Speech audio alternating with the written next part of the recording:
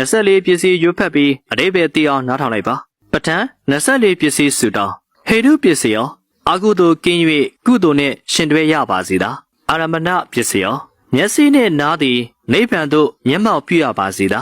အဓိပတိပစ္စည်းရောယုံနှံနှစ်ပါးကိုစောင့်ရှောက်ထိန်းသိမ်းနိုင်ရပါစေသာအနန္တရပစ္စည်းရောများလာစွာသောကုသိုလ်တရားတွေကိုကိုယ်တိုင်ပြုကျင့်ရပါစေသာသမနန္တရပစ္စည်းရောယုံနှင့်နံအတူရှိသောတရားတို့ကိုမျက်မှောက်ပြုရပါစေသာတာဟဇာတပစ္စည်းရောရုပ်ချင်းနံချင်းထင်ရှားစွာသိရပါစေသောအညမညပစ္စည်းရော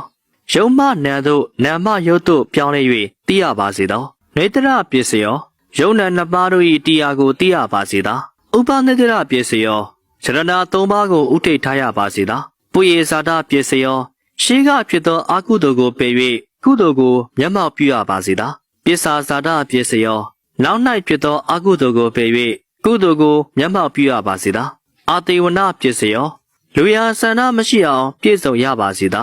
ကမ္မပစ္စည်းရောကံသုံးပါးကိုထိမ့်သိမ်းနိုင်ရပါစေသာဝိပါကပစ္စည်းရော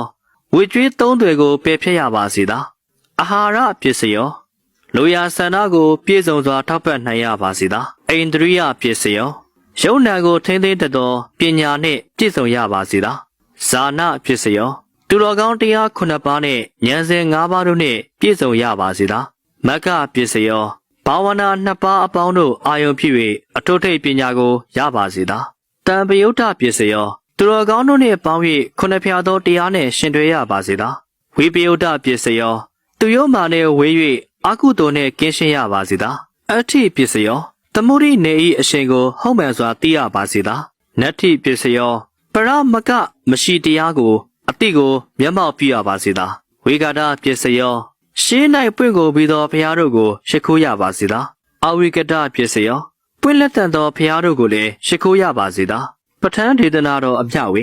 ဣတာဝဒါစအမေဟိပဋ္ဌာနံဗဏိတံတုပံတံပေတန္နာနုမောတံတုတတ္တမထိတိကာမိနောတာ